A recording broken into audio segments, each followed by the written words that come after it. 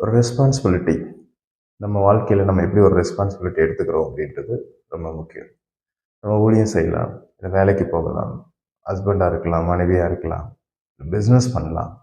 நம்ம அதை ரெகுலராக பண்ணும்போது ஒரு ரெகுலர் லைஃப் மாதிரி நம்ம மாற்றிக்கிட்டே இருக்கோம். ஆனால் ஒவ்வொரு நாளும் ஒரு ரெஸ்பான்சிபிலிட்டி. நான் தான் ஊழியம் பண்ணுறேன், நான் தான் பிஸ்னஸ் பண்ணுறேன், நான் தான் குடும்பத்தை பார்க்குறேன். இந்த ரெஸ்பான்சிபிலிட்டி ஆஃப் ஹார்ட் நீங்கள் ஒரு விஷயத்துக்கு பொறுப்பேற்றுக் கொள்ளும்போது அந்த விஷயம் உங்கள் வாழ்க்கையில் அதிகமாக முன்னேறுவதற்கு தேவன் உதவி பண்ணுறாரு. நம்ம எல்லாரும் அவனவன் வழி தப்பி ஒவ்வொரு வழியில் போகணும். நம்ம எல்லாரும் பாவம் பண்ணோம், மீறணும் என்று வேதம் சொல்லுது. ஸோ ரோமர் சொல்கிறபடி நம்ம எல்லாரும் வழி தப்பி அவங்க வழியில் போகும்போது தேவன் எல்லாவற்றையும் இயேசுவின் மீது சுமர பண்ணி ஒரு பெரிய ரெஸ்பான்சிபிலிட்டி எடுத்துக்கிட்டார் நம்ம வாழ்க்கையை அழகாக மாற்றுறதுக்கு.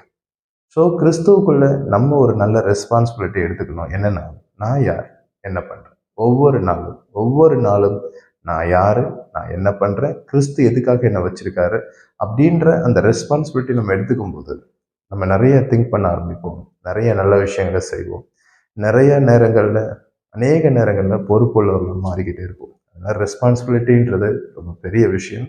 அது ஒவ்வொரு நாளும் எடுத்துக்கங்க. ஒவ்வொரு நாளும் நீங்கள் கிறிஸ்துவுக்குள்ளே யாராக இருக்கிறீங்க அப்படின்றத திங்க் பண்ணுங்க.